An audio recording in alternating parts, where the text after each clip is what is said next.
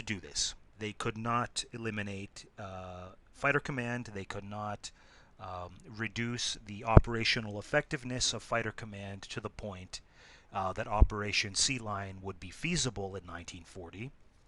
So for the time being, Hitler and the German High Command shelved Operation Sea Lion and refocused their attention on the pending invasion of the Soviet Union, which was going to come sometime in 1941. This did not mean, however, that Britain was off the hook, because even if the Germans couldn't invade the United Kingdom, they could continue to harass the British by launching strategic bombing attacks against British cities, much like they had done against Warsaw or Rotterdam earlier in the war. And the theory was that perhaps Britain could be brought to the negotiating table because of the heavy damage and loss of life that would result from these attacks. And although the German strategic offensive, bombing offensive against Britain during the winter of 1940-1941, known as the Blitz, did a lot of damage and killed tens of thousands of civilians, it did not bring Britain to the negotiating table. And one of the main reasons for this was that the German Air Force simply lacked the ability, it lacked the capacity to do enough damage to completely or even come close to derailing the British war economy. To put it simply, the Germans did not have enough bombers, and the bombers that they had were twin-engine bombers that simply could not carry enough payload. So, yes, they could harass the British. Yes, they could kill adults and children on the ground who were civilians. Yes, they could destroy homes and factories. No, they could not force Britain to the negotiating table. But the consequence of Germany's willingness to engage in a full-blown strategic campaign against Britain now meant that there was no reason for the Royal Air Force to hold back its own bombing capacity against German civilian targets, German cities, and built-up areas. But for the time being, during late 1940 and the roughly the first half or two-thirds of 1941, the British did not undertake a wholesale strategic bombing campaign. Rather, they had one that was focused on what we call precision targets. So they were aiming at specific factories or specific pieces of infrastructure. In other words, they weren't engaged in what we refer to as area bombing or wholesale bombing of entire cities and towns. That wasn't the intention for the moment. It was felt that precision bombing could have an important effect on the German war economy without inflicting massive loss of life on civilians. And in fact, what transpired was that the attacks had relatively limited impact on the German economy, and in exchange for this limited impact, the British bomber crews suffered fairly high loss rates. Like the Germans during the Blitz, the Royal Air Force bombers were attacking mainly at nighttime. And they did so because it offered some protection from German fighter aircraft who were trying to intercept them. But the bottom line was that operating at nighttime also made it difficult for RAF bomber crews to even find their targets. Because after all, they lacked the sophisticated navigational aids that we have today. There was no GPS.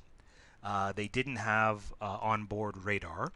And it was, in many instances, simply a matter of flying by dead reckoning, or sometimes using relatively primitive navigational instruments such as the sextant, which was really only useful for navigating by the stars in a maritime context, not in an aviation context.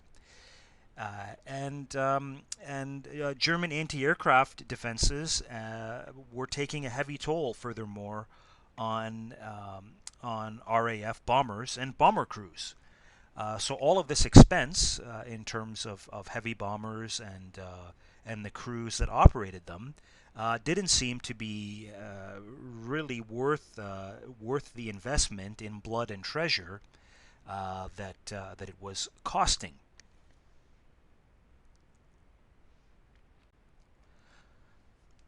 So how did the British and RAF Bomber Command in particular come to discover that precision strategic bombing was not working very well in the attacks against Germany and German-occupied Europe?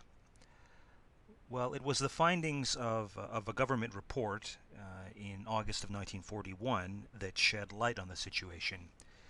And the report in question was called the Butt Report. This is Butt with two T's. Now, the Butt Report was named after a British civil servant who was working for the War Cabinet, and his name was David Bensusan Butt, and so it's been known ever after as the Butt Report. That isn't particularly important. What matters are the findings of the Butt Report and the process by which it was compiled. Because the Butt Report is an important example in the Second World War context of what we call operational research.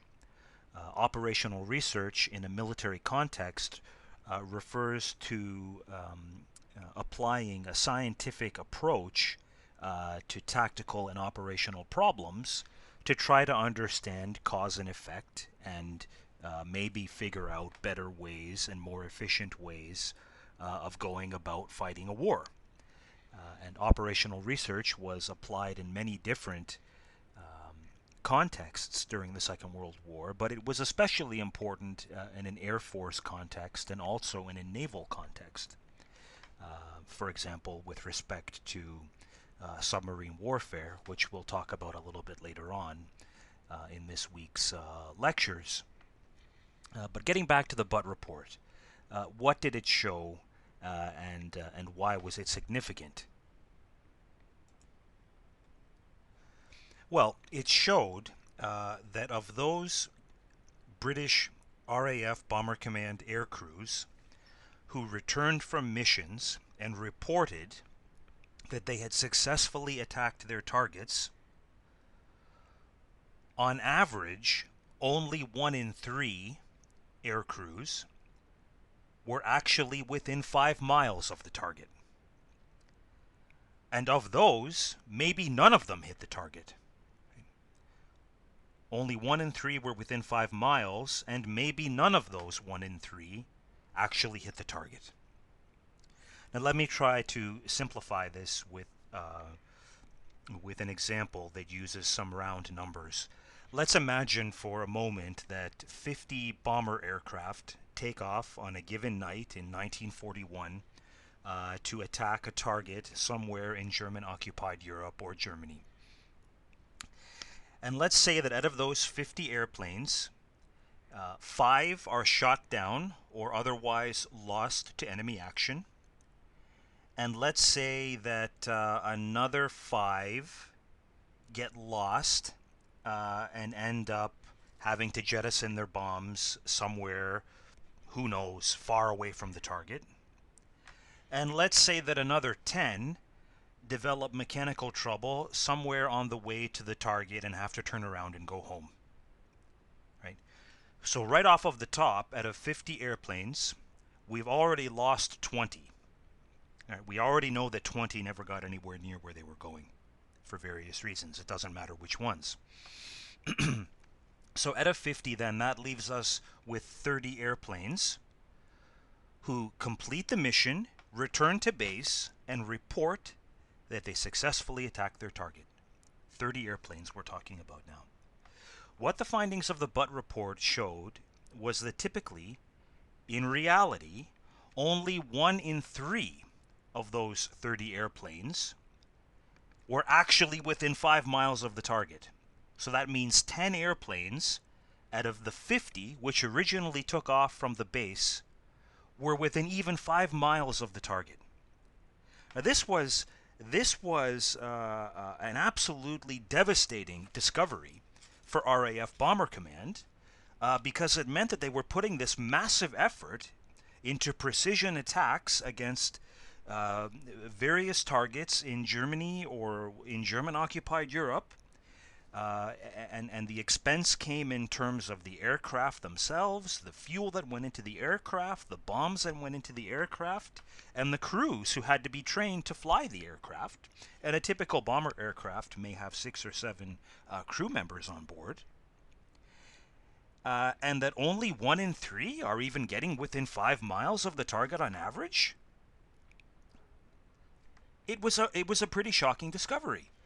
Now, if we were to narrow down the findings and look at particular classes of targets, we find that the ratios change a little bit. For example, if the bombers were attacking German-controlled ports in France, the ratio was a little bit better. It was more like 2 in 3 of the air crews that reported attacking their targets were getting within 5 miles of the target. Why was this? Why was this? Well, first of all, the French ports were relatively close to Britain, so they were easier to get to, and they were also easier to find because they were situated on the coastline. And navigators, generally speaking, had the best luck finding targets which were on a clear line of demarcation where the ocean ended and the land began. Right? This was relatively straightforward from a navigational standpoint. But if we switch instead to targets across Germany, throughout Germany that might be attacked, the ratio was even worse than 1 in 3. It was actually only 1 in 4 of the air crews that reported attacking their targets were getting within 5 miles of the target. Why was this? Well, first of all, the targets were further away. They were more difficult to find. Maybe they weren't situated near major landmarks like rivers or coastal areas. And of course, the defenses were stronger inside Germany. The fighter defenses, the anti-aircraft defenses, etc., etc. And if we were to focus instead on the most heavily defended areas in Germany, such as the industrial region in the Ruhr Valley in western Germany, where you had heavy anti-aircraft defenses, fighter interceptors, and so forth, only 1 in 10 of the crews who report attacking their target are even within 5 miles of the target. So this was really a disastrous situation, and suggested that the investment going into precision strategic bombing simply was not paying off. RAF Bomber Command was losing this strategic air war, and it was going to have to consider some other way of going about applying the strategic bombing capacity that Britain possessed if it was going to have any useful results.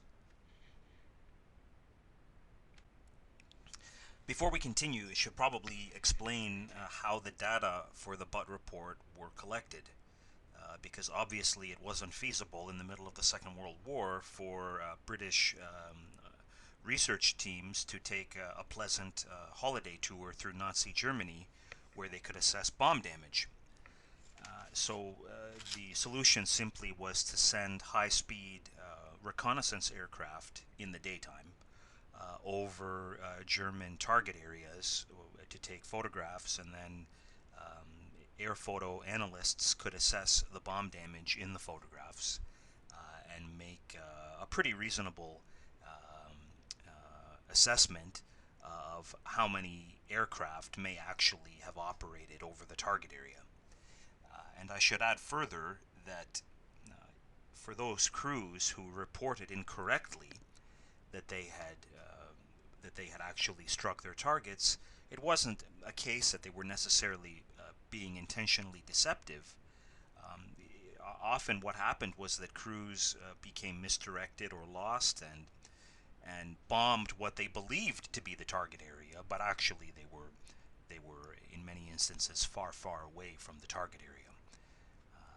This was not an uncommon